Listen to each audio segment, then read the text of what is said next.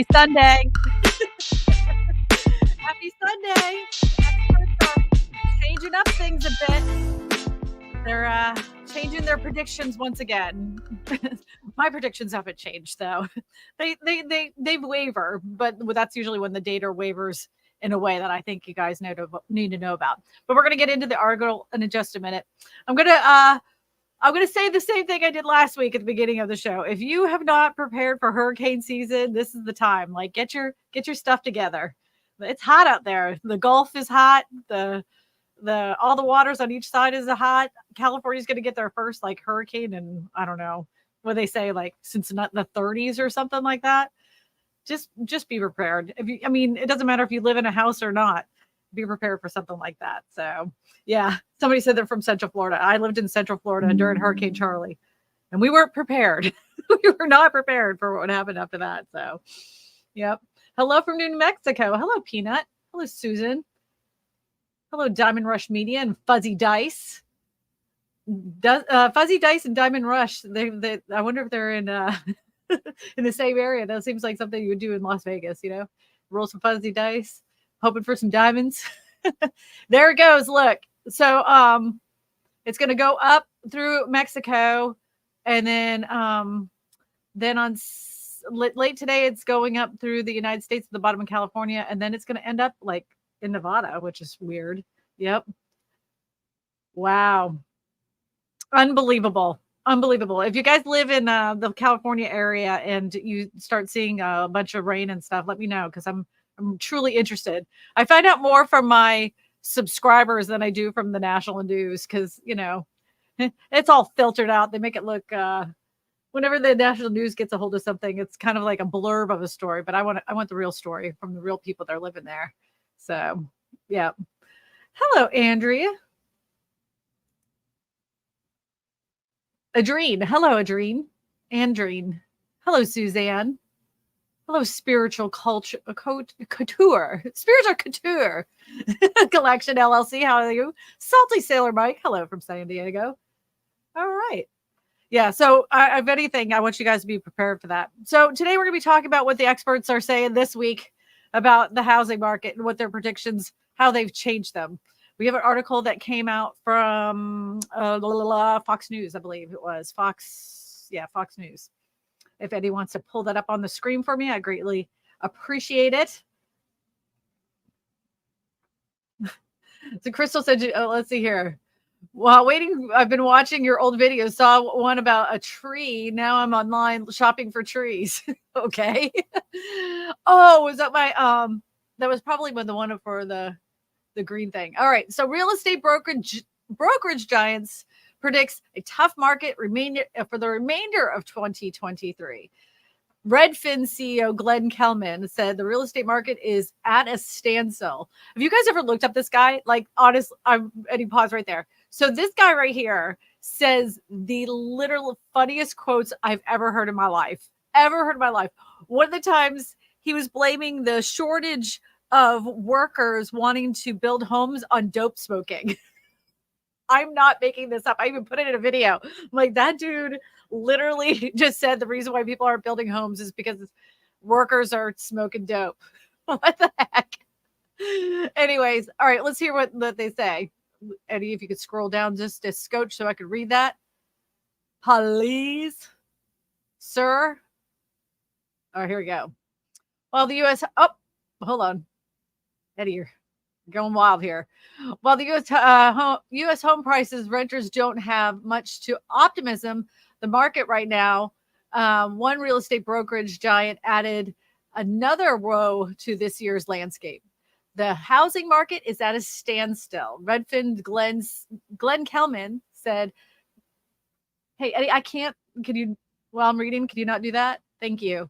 The Claman Countdown Tuesday said the sales volume is absolutely rock bottom. The people who need to sell won't do it because they don't want to give up on their mortgage. People who normally would can't afford to buy it. So this is the thing that we've been talking about here on this live stream for months now. And it's been a stagnant market for many areas across the United States because interest rates are so incredibly high. that it's really difficult for like first-time home buyers to get into the market, and people that would sell, because they would like a bigger home, they can't, because if they do, they're going to be in a higher mortgage. Most likely they have a really low interest rate right now, and they would be paying so much more. So, all right, let's go back to where that was, Eddie. So buyers and sellers are at a standoff, he continued, and it means that the industry is going to have a tough 2023.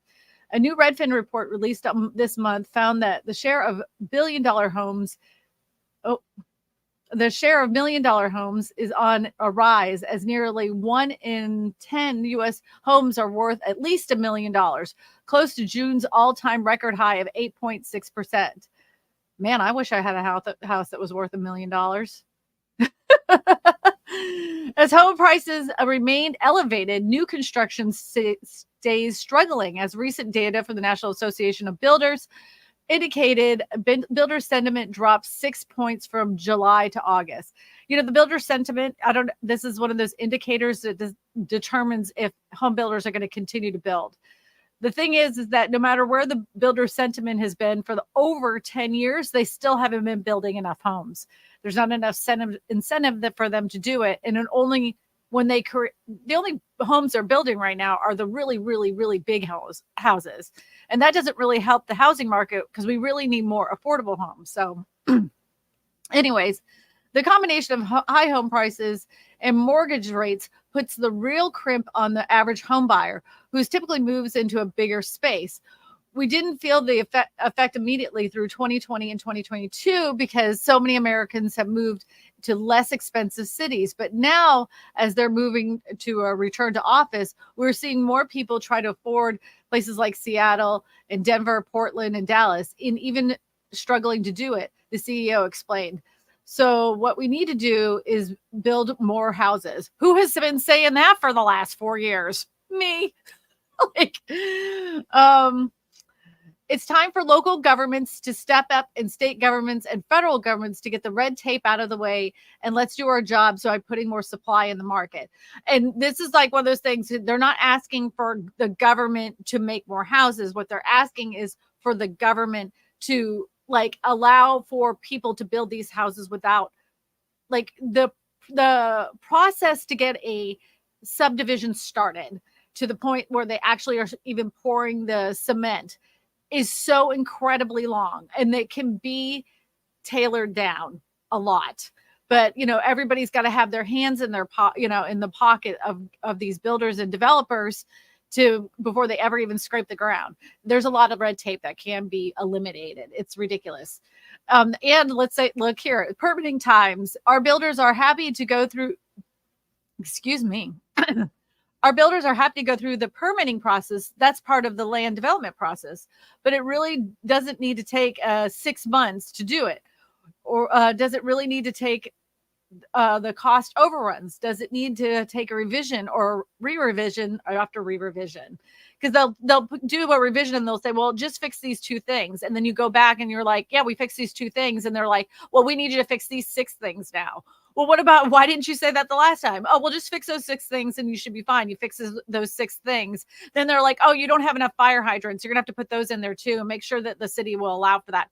I mean, it's ridiculous. It's so ridiculous. And okay, can you scroll down? Those are the things that are slowing down construction time for this time. So yeah, they're changing it again. They're going to say the home prices are going to remain high. Kelman expressed that many Americans will be shocked to see that how little $1 million buys in certain markets. People feel like they have to win the lottery just to be able to buy a home and start a family. And that is just really a challenge of the American dream. So the only solution is obviously more inventory. Well, I know what Wall Street's solution is. Anybody that watches my channel knows what Wall Street's solution to it is. I've made so many videos about it. Do you guys know what Wall Street's solution to it is? Just do you guys know what I always say that Wall Street says is the solution to the crisis, the affordability crisis and lack of inventory? I'll give it to you in 10 seconds. 9, 8, 7, 6, 5, 4, 3. do one. Wall Street's solution is build to rent, where they build homes, small homes that you would normally see as like the first time home buyer home. They build them, and instead of allowing you to purchase them, they build them just to rent them out. And they keep the rent payment just under what it would cost for the median price to purchase a home. So you're kind of in this never ending cycle of renting. Yep. Rent it. And they're, the thing is that they've been designing this since the last crash, because they were loaded with a bunch of these houses, and they're like, what should we do with these foreclosed properties? And bank said, you know what, you got us into this mess, you're going to take them. So they took them, and they were like, all right, we'll just fix them up and run them out. And then they realized what a cash cow it was, and then they just started piling them up. There's some big companies out there like Tricon, America's Built Homes for Rent. There's but you know who owns all those companies, right? Just just think of the biggest names when you could think of investing, and those companies are owned by them. So crazy. But we all need to do something about it. So last week, even somebody brought this up, because they know what they're doing, right? People have gotten wise to it. It took a little while, but they've gotten wise to it. So they have some areas like in Ohio that have done a lot of these build for rent. A lot of the neighbors are saying no more build for rent. We're not allowing it anymore. And it's not my backyard people. That's not it. They're like, why don't you build houses that are for people to purchase? Because they're even taking areas that they have that were considered like residential homes, and since they're building so many houses, that's no longer considered residential. It's considered commercial in certain areas of Ohio. So they're like, well, can you make this multifamily so that way we can build as many of these like build to rent housing? And they're saying no. They want people to build smaller houses for people to purchase, not to rent. So good on the people of Ohio, I have to say. Yep. Kristina, did you see where the Chinese companies filed a Chapter 15 on our dime? All of these are like China's real estate giant, I can never say this name, files for U.S. Chapter 15 bankruptcy protection. This doesn't surprise me. Nothing surprises me anymore. This happened in August. One of the biggest property developers in China, Avantgarde Group. I'm never going to say this right. Avantgarde. You know what I'm trying to say. You can read on the screen. Sorry if you guys are listening to this. My pronunciation's terrible. Filed for Chapter 15 protection in New York as it carries out its complex debt reoccurring processes. You know what I'm going to tell you too? I don't know if you saw a couple of weeks ago, I had foreign investors are pulling out of buying homes here in the United States, except for one country, China. Yep, a lot of foreign investors are from China, and that's because their market is failing so bad. They're like, well, we're going to put our money somewhere else, and they put it here in the United States. They were really heavily invested in Canada for a while, and now they've come to the United States. So anyways, honestly, I don't think housing prices will go down. Somehow a reset is coming. So these prices right now will be at an all-time low. Difficult for the market psychology to accept lower prices than 2021. Yeah, I mean, I agree. I mean, I because I always talk about the housing crash bros. There's a group of these dudes that get on there like, it's all going down. Did you see the builder's confidence report? It went down 6 points. That means it's all going to crash. And like here we are, 3 years later, still hasn't crashed. All their predictions were hogwash, but it got people to click on the video. The problem is, and we've had this problem, is that there just isn't enough homes being built. And people say to me, well, that's hogwash. There's a ton of vacant houses. This is another thing that Wall Street does, is that they hold on to vacant properties, especially in apartment complexes and condos, because then they can say we couldn't fill it, and they take it as a loss on their taxes. And they do the same thing on housing. They hold on to a house like it's a stock, and they don't do anything with it other than mow the outside, because that's all they have to do. And they'll hold on to it until they need to liquidate. That's what investors do. Housing has become a real cash cow. And if there's a way that someone on Wall Street can make money with it, they will. I remember years ago, my grandfather said, one day they're going to bottle up water and sell it to people and people will buy it. And here we are drinking water from a bottle when it used to come out of the tap and it used to taste good, now it doesn't.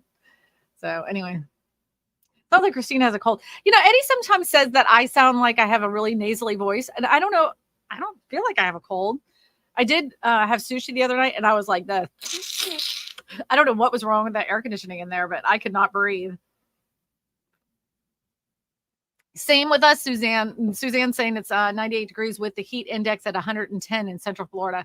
I think we're just about reaching like 100 degrees. Let me go look-see Lou here. Pull up Baton Rouge. Baton Rouge. Yeah. Oh, sorry. I don't know if you can see it. It's 101, Yeah, we got a little cool front. It was 103 yesterday. So ridiculous. It's going to be like this for the rest of the week.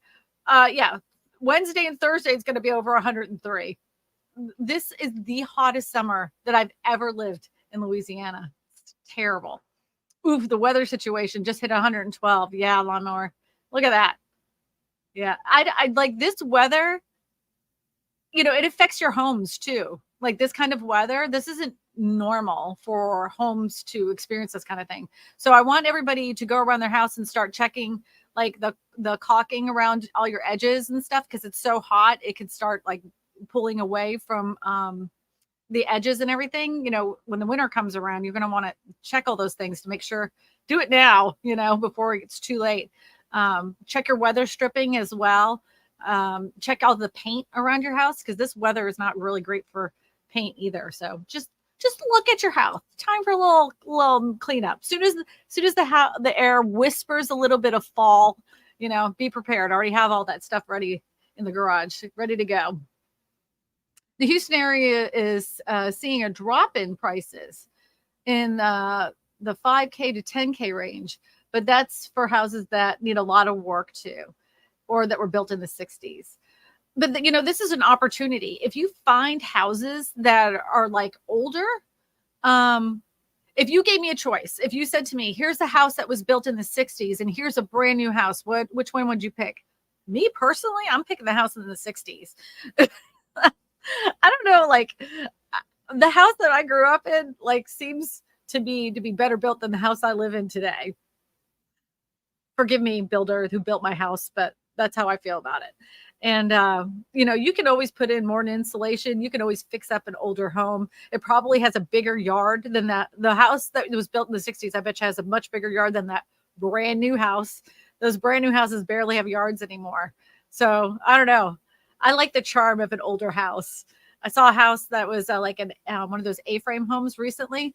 And the most devastating thing, these people left this house in pristine condition. I swear they never even walked on the carpet. It was in pristine condition. And it looked like very similar decor to like they had it in like on the Brady Bunch, and it was real wood paneling, not the fake paneling. So this A-frame home, some flipper buys the house and turns it into an Airbnb and painted the whole thing like the millennial gray and white, gutted out the kitchen. I mean, all the charm had been stripped right out of that house. And I'm like, ugh, I hate it now. Sometimes it's good just to leave them alone. Just give it a little dust. I can understand a little updating, but some of these flips are. Kevin says, I'm buying a home in Alaska for the summertime. Do you know where else would be a great place, Kevin? If you're really serious, Maine.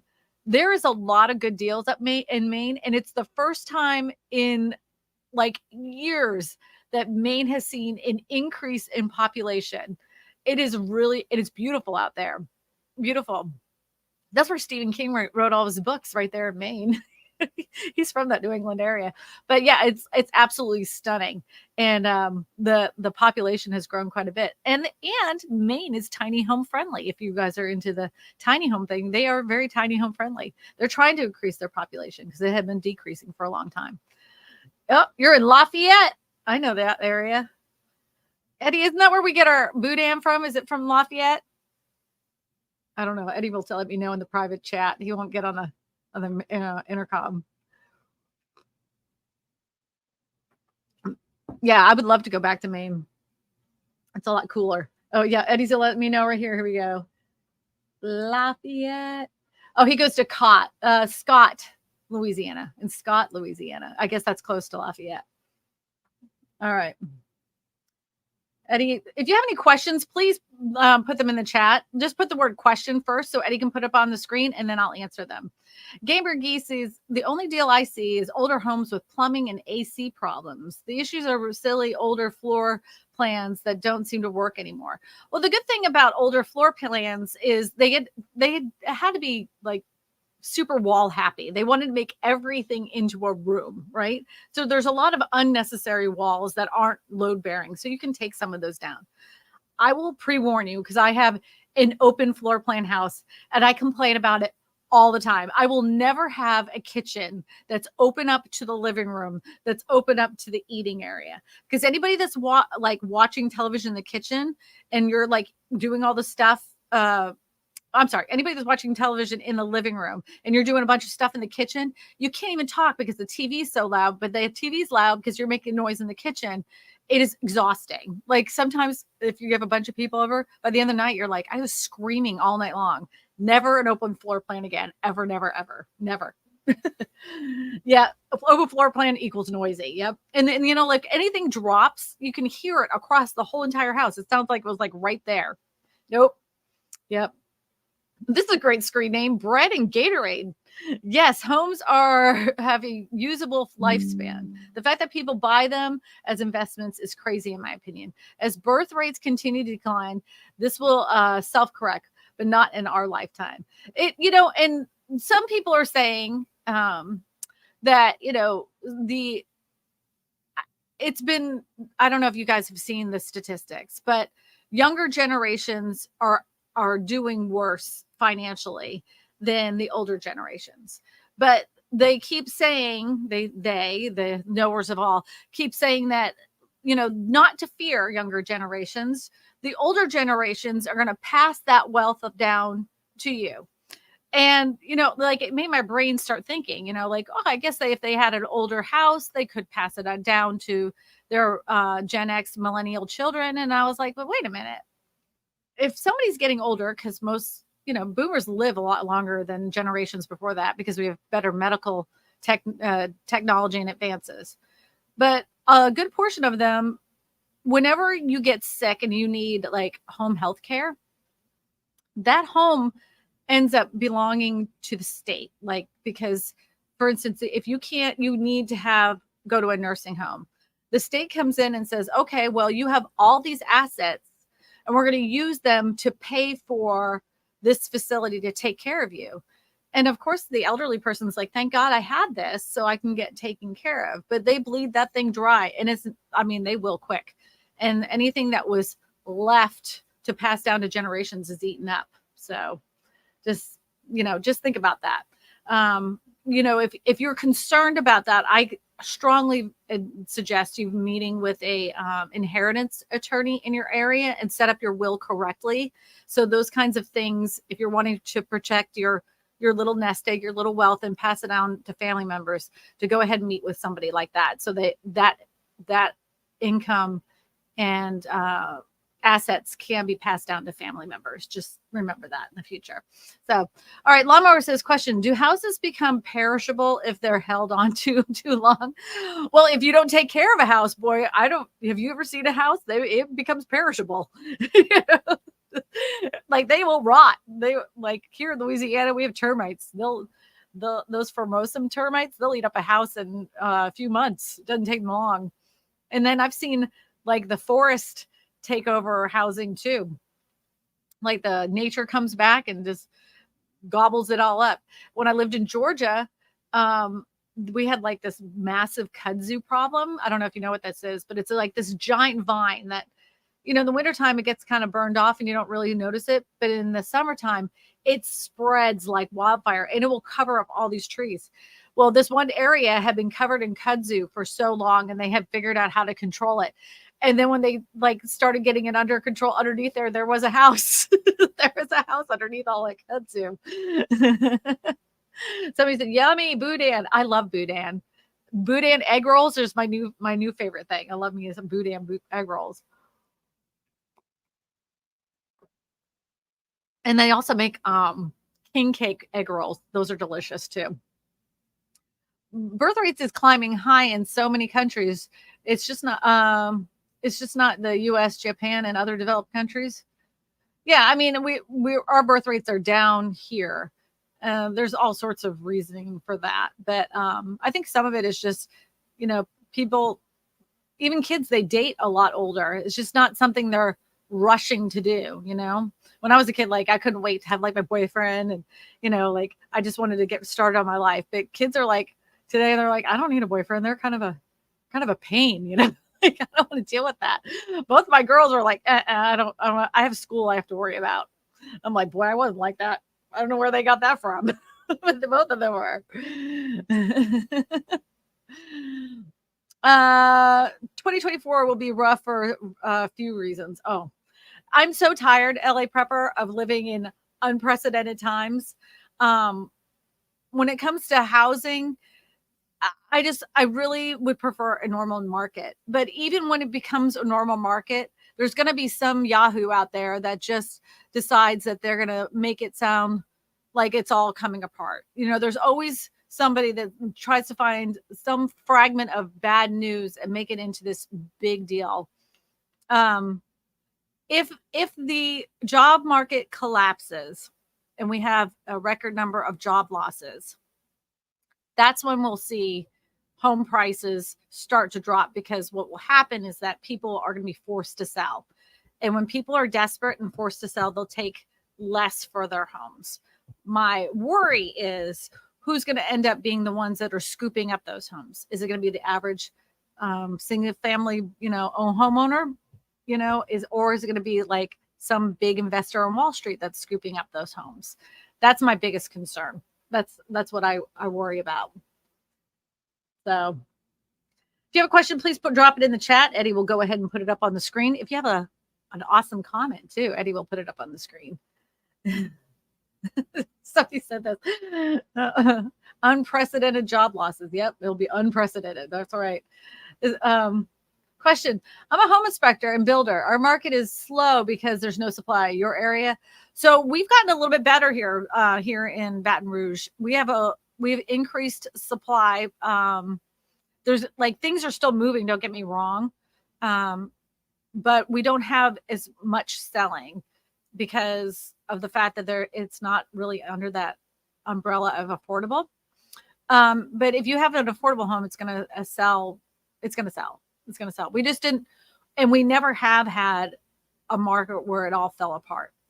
After Katrina here in Louisiana, in Baton Rouge, we had a huge uptick that happened to fall in line with the big uptick of housing, people buying like crazy anyways.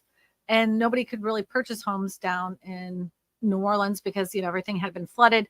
They were forced to go up, higher into the state. So Baton Rouge had a huge increase. Then the whole financial crisis happened with the loans and everything. Even during that time, where more people were going back home to New Orleans and everything, our market never really suffered. I did my fair share of like short sales, and I did, some foreclosure homes, but we never saw the housing market tanking, like it was never totally in the ground. There were some few weeks that I was a little worried though. I'm like, this continues, we're in big trouble, but it always worked itself out. And then by the spring, after a couple of years, it was totally fine. We never had a market that just completely collapsed here. Now, on the other hand, I had moved from Orlando, Florida during that time, bought the house for $135,000, and then we sold it for like $230,000, which I was like, cha-ching. And then the guy who bought it, it had gone down to like $128,000 at the bottom of the market in Orlando. This was crazy. I was like, oh my God, I feel so bad for that guy. He apparently like redid his mortgage, so he didn't have to owe the whole 230. He like readjusted his mortgage he made a deal basically with the mortgage company. And then, but he ended up later on down the road, ended up selling that house for over 200,000. So it always bounces back. So, people say they'll jump out of their houses and they'll be like, I just lost $30,000 on my home. I'm like, well, what did you buy it for? I'm like, They're like 200,000. I'm like, houses here are worth 280. He was like, yeah, but they just went down 30,000. I'm like, you didn't lose anything. You're not selling it. You didn't lose anything. It's all imaginary numbers until you actually have to sell it. So I wouldn't worry about it. If you're thinking about buying a house and you're wanting to stay in that house for at least 10 years, if you're worried, it's all works out. You're not getting a terrible deal, because within 10 years, it's all balances out. If you overpay now, it'll be fine in 10 years anyways. Anyway, let's go back to the questions. I was just talking to somebody on the phone about this. I'm like, if you're going to sell it within 3 years, don't do it. If you're going to sell it within 5 years, don't do it. But if you're going to hold on for a house for about 7 to 10 years, go ahead. You're going to be fine. It all works out. Peter says, what percentage of homes are owned free and clear now? I know it was on its way higher before 2008. I think it's 42%. Eddie, if you could pull up that statistic, I would really appreciate it. But it's a good portion of the United States. It's a lot. U.S. has the third lowest percentage of households. I think it's getting cut off. Maybe not. The U.S. has third lowest percentage of households that own their homes without mortgages. It has the third lowest percentage. What does that mean? Percentage from what? Free and clear home ownership. From other countries compared to other countries. I mean, all right. Lithuania has the most. The Slavic Republic has the second. Hungary has 68%. Slovenia, Poland, Greece, Latvia. I'm probably saying that wrong. I'm so sorry. Italy, Estonia, Japan, Spain, Chile, Ireland, Portugal. Oh my God, we're way down on that list. Where are we? Even in the United Kingdom, there's more people that own. I thought it was way higher than that. Canada, only 28%. 23% of Americans own their home outright. But do you ever really own your home outright? You still got to pay property taxes on it. You still got to pay those HOA fees. It's never really all yours. Hey, did you know? This is no joke, right? So say you haven't paid a mortgage. Like your mortgage has been done for the last 10 years. And then there's some clerical error, and the HOA has forgot to charge you for a few years. Do you know that the HOA can foreclose on your home and sell it at auction at whatever price they want to? And there's very little you can do to get that house back. I mean, it will go through the courts for a very long time. And in the meantime, the person who brought it at auction owns your house. And then that they pay on the taxes all that time, it could say it takes 5 years. Well, the judge can say, well, they've been paying the property taxes for the last 5 years because they now own it because of the auction. So now it's their house, and then you get kicked out. Can you imagine? Can you imagine that happening? It's true, because that happened to a guy who went overseas. He was, fighting overseas, and he had everything set up on automatic payment, everything, because, he's overseas. And for some reason, they got mixed up with the HOA somehow, and the guy's house was sold at auction, and he's suing them. Insanity. Yep. So, question: most older homes have been remodeled inside for selling. How can a buyer find out if the electrical, plumbing, rotted framework, etc., has been replaced? So, here in the state of Louisiana, I don't know where you're at, they have to fill out a property disclosure form that lets you know exactly what's been done to the house. You can also ask for their work orders, or the people that actually fixed it, their contractors. And if you're worried about specifically the plumbing, this is what I would tell you to do. During your inspection period, I want you to hire a plumber to come out there and give you an inspection of the plumbing in that house. And then when you have, if you're worried about anything electrical, you hire an electrician to come in and look at everything in the house, make sure the panel's correct, make sure everything, all the sockets are correct. Yes, you can hire a home inspector, but if it's been flipped, you want somebody that is their only job, is just electric. And so they can detail all the things that are incorrect with that. A home inspector, they do a great job. Don't get me wrong. I love my home inspectors, but a lot of times they'll say, in the report, these are the things that I have identified. You're probably going to want to hire an electrician out there. If it's a flip home, just go ahead during that inspection period and hire an electrician to come out there to give you an overview as well as your regular home inspection. If you're worried about foundation issues, just go ahead and hire a foundation repair company to come out there and inspect the foundation ahead of time, especially if you're going there when you go there and you start seeing like little cracks and you're not sure if those are just hairline cracks or they're structural cracks. Just go ahead and hire those people during your inspection period, have them all come out on the same day and go through that entire house. That's what I would do. Usually the inspection from like the electrician and the like even anybody that's with the HVAC, it's very, very, very small. It's not very expensive. Some of them even do it for free. Not all, but some do. So it's just money well spent, especially if you're investing, over $400,000 on a house. You might as well have those inspections done and done by the professionals. That's my opinion. Because those flips, man, I've seen them do like some really weird stuff. Like I was in this one house and there was a hole in the under the sink, and instead of like covering the hole, what they had done was they had taken painter's tape and painted the whole inside of the cabinet, and then they put like a bunch of towels in there thinking that we wouldn't notice, but the whole house was staged.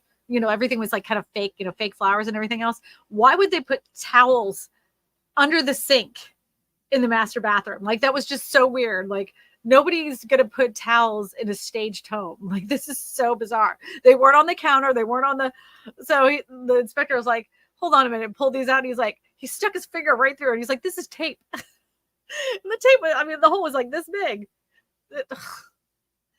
I've seen them like move washing machines. Like they won't anchor the dishwasher to the cabinetry. Sometimes the cabinets aren't anchored to the wall. They put windows where they shouldn't. They'll paint over like holes. I mean, some of them do some wackadoodle stuff. Yeah. So, any other questions, Eddie, you want to put on the screen? I would greatly appreciate it. Diane has a question and says, your thoughts on removing wall and installing pocket doors between the kitchen and the dining rooms? Oh, I love me some pocket doors. If you have the space to do it, right? If there was a place, there's no more places in my house where I can put pocket doors, but everywhere I could put a pocket door, I did. I have 1, 2, 3, and 3 pocket doors in my house. And it was because I could put them there. I love me a pocket door. Anything that saves space, I'm a big fan. They're good. The only thing I think I hate about them is they kind of like, they're a little rocky. So when like the air conditioning comes on, this is just me being so nitpicky. When the air conditioning comes on, the sound of the door starts rocking back and forth from the air conditioner. That sounds so trivial. Boo-hoo, Kristina. Man, sometimes when I come out with stuff within my mouth where the things that annoy me, I'm like, golly, I'm an awful person. I'm so terrible. I can't help myself. All right. There's something I want to put on the screen, Eddie. Hold on one second. I'm going to put this on the screen. Gerald said, Miss Smallhorn, have you ever thought about doing a radio show named the Kristina Smallhorn Real Estate Show? No, I actually take this show, take all the audio off and put it on as a podcast. I do that. Eddie's going to show you. Yeah, I put it here. And you can listen to it on the way back. The only thing I need to really consider the fact that the people that are listening can't see the screen. So I'm trying to I'm trying to really think about it that way, because they can't see the screen. And I'm like, oh yeah, look at this chart here. They can't look at the chart. They can't. They're listening, I'm gonna get better at that. I'm trying to get some sponsors to the show too. The AdSense on YouTube isn't as good as it used to be. So I want to like a home security sponsor. I'd like to have a sponsor for my cups. Wants to sponsor my cups. Yeah. Miriam says, question, have you ever had known a buyer who needed to enact a specific performance on the seller who dragged their feet while under contract? If so, could the seller be ordered to pay the buyer's closings? Every state's going to have a different law on this, but I'm going to tell you the saddest story that I've ever heard when it came to a closing. So this guy, he had gotten divorced. He had no choice. He had to sell the house, and he was just going through it.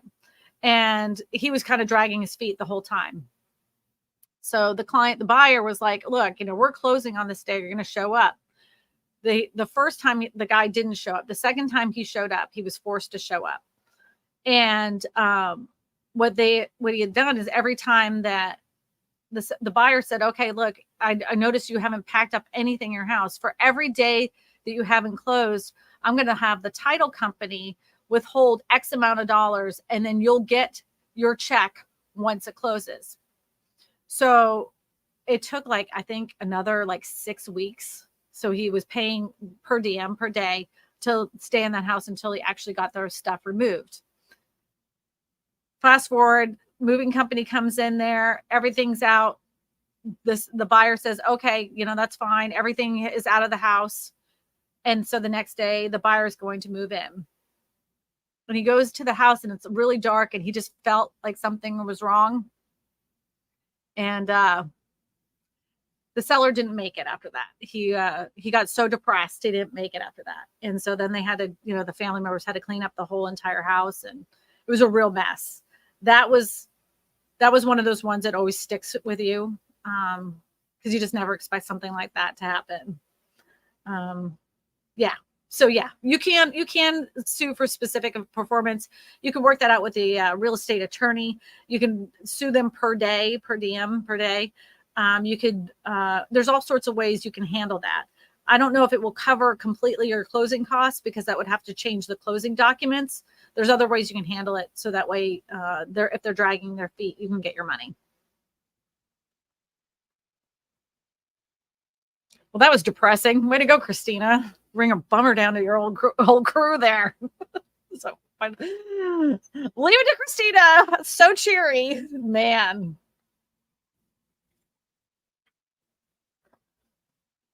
So REOs in our market have flown off the market forever. We actually had a shortage for a while. We have 2 brokerages here that are really big on doing those kinds of properties, and only those kinds of properties. And then they picked back up this year, but we're still not seeing the amount that we used to. I predict those are going to increase. But anytime that people are given forgiveness to not foreclose, it takes a while. But it hasn't been. We've not seen an increase of any kind of foreclosure or repossession type properties. I will also tell you that we have not seen, it just finally went back to the numbers that it was pre-COVID of foreclosed properties. Most of us, even if there was a huge increase in foreclosed properties, most of us will never see them, because what happens is that the banks want to unload them at once. They sell them as a package to bigger investors. And then what do the big investors do? That's right. They run them out. 341 watching. Show some love with some thumbs up. Hey, y'all. Thank you so much. All right. Debbie Brady says, have questions. Did the state have to complete the sale? Well, he had already signed all the paperwork. So at that point, I'm assuming you're referring to the story I just told. At that point, the sale was done. He had signed all the paperwork. Everything was completed. And technically, the buyer would have had to clean that up, because it was his home. It was in his possession. The seller's family was kind enough to clean it all up and have it all taken care of. So the buyer was able to move in a week later after that. So it just really stunk, because he was in an apartment at the time. And, apartment complex were like, we've got people that are moving in. You got to get out. Yep. Hey, Anthony. Nice to see you. Thanks for stopping in. I appreciate you. It is terribly sad. It was like, that was probably the saddest thing. It's like, how do you handle that? It was, I don't know. I don't know how to explain it. It was just, I don't know how to, I'm not very good with those kinds of things anyway. And, I'm one of those people that I just don't do good. Me and death don't get along really well. I don't know what the correct way to handle it or what to say. I always end up saying the wrong thing. I'm just not good. Not my thing. Anyways, not sure I caught the whole story. So the seller passed, yes, by his own hand. You know, he was obviously very depressed.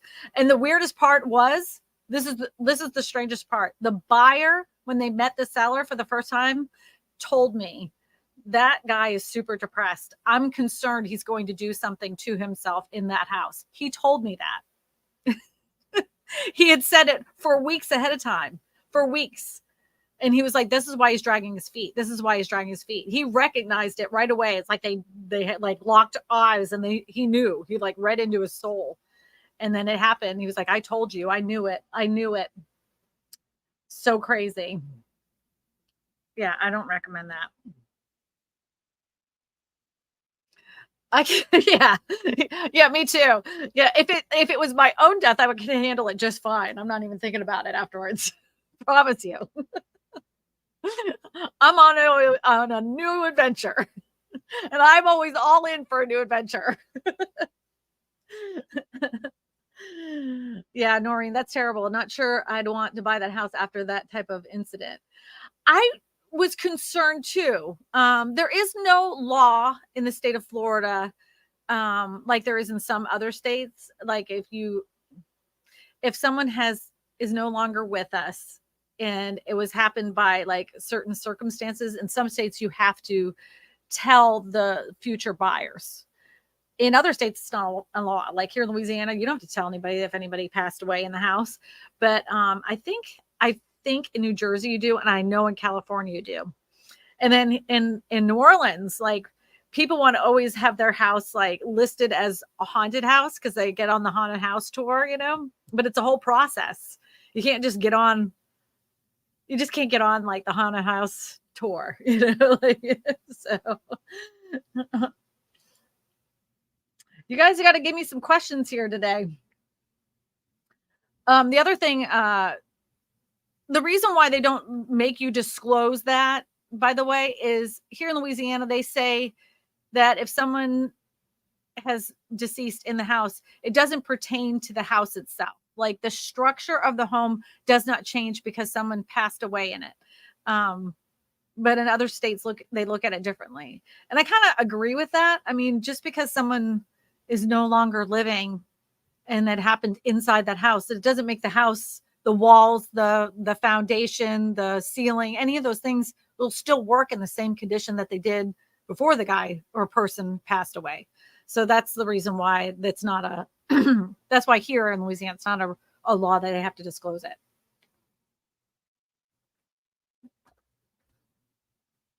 All right, let's show this. The hedge fund purchase of my home at auction. Both Wells Fargo and hedge fund refused to work with me. I was willing to cash in for my 401k, and they wanted $1 million from me because of the amount of lawyer fees. Oh, PB&J. So I had a friend of mine who was in 2008 that was totally behind on their mortgage. And they were trying to like give partial payments to their mortgage. They would turn them in and they would refuse the payment. They would actually refuse it. So, I mean, they would go back and forth, and they were going to sell the house at auction. Luckily, he was able to cash in his 401k to pay off the whole entire balance that he owed back with the penalties. And even then, they were trying to fight him paying it off because the hedge fund wanted that house for some reason. There was like they ended up dragging their feet on the whole thing. And there was so much paperwork, but he continued to pay his mortgage on time. It all goes down to the courthouse. And the judge is like, no, he's paid you in full. You know, he's paid the penalties and he's been paid on time. It's his house. You can't take it from him. So that happens too. Sometimes, occasionally, the little guy wins. It's rare. It's rare, but they can win. Yep. Question: have you ever been to a house in Delphine Lala Leroux in the French Quarter? No. Are you talking about the haunted house that where they filmed the? Are you talking about that haunted house where they filmed the American Horror Story? I haven't been in it. No, I've seen the outside of it. I've walked around there 1,000 times. I've taken the trolleys and everything else. Some of the story touristy stuff I don't go to, but if you ever come down here in there's tons of like plantation houses, and it can feel pretty creepy. There's one there's a what's that plantation house by our up towards Ascension Parish, Eddie?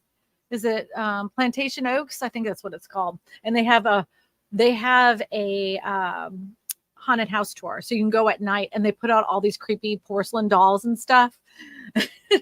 Highly recommend. They say there's a little girl that haunts that house, that plantation. A little girl walking upstairs, and you can hear her little footsteps at night.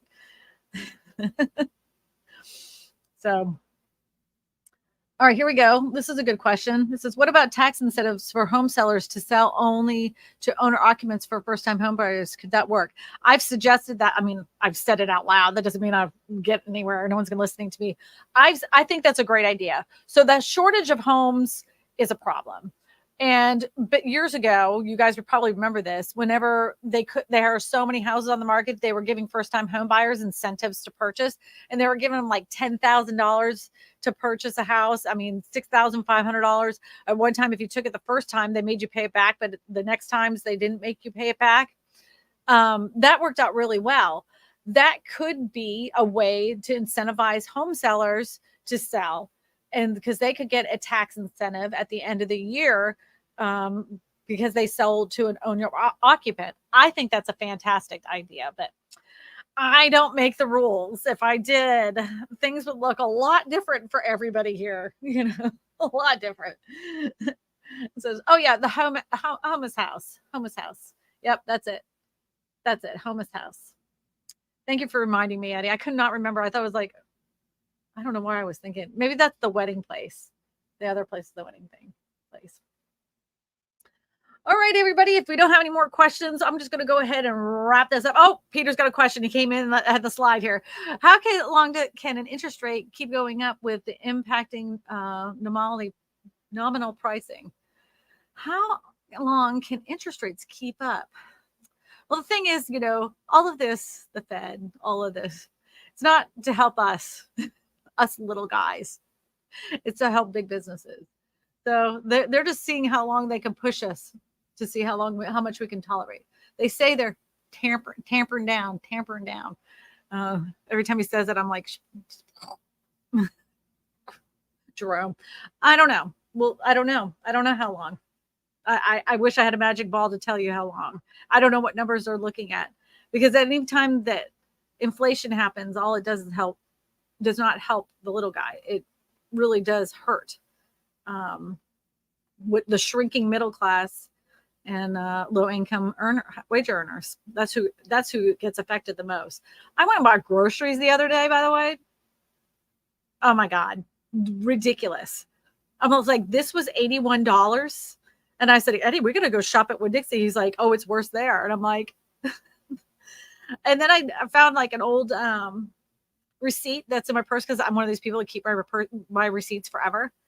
And I'm like, the same amount of groceries were like 40% less than they were 2 years ago for the same amount of groceries. Ridiculous. Anyways, all right, everybody. If you guys want to listen to this on your way home, on your way to work tomorrow, you can always listen into it on anywhere you get your podcast. Just go look for Real Estate for Everyone with Kristina Smallhorn. And if you are looking to get a referral for a real estate agent in your area, you just can go to my website at kristinasmallhorn.com. Go ahead and fill out that referral form, and I'll connect you with one of my personal real estate friends. I got lots of them all over the country.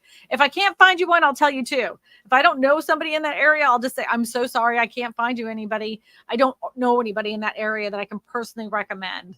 And I'll be honest with you. I've done that a few times. I've gotten some ones that are in some remote areas of Texas. I'm like, I just don't have any friends out that location, but I'm connected with thousands. So I'll gladly help you.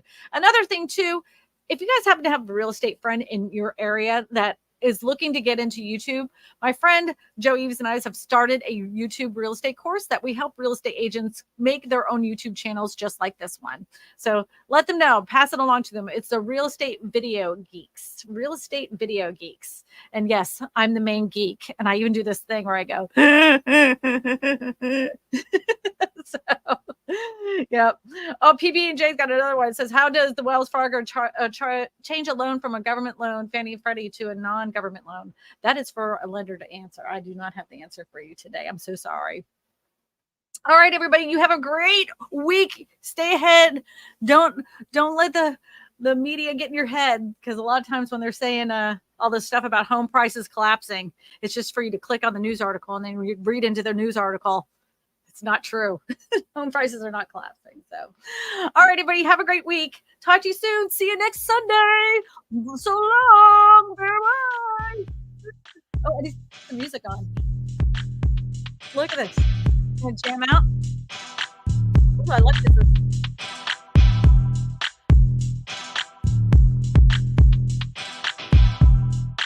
You gonna dance? Are you gonna dance? I want you to dance.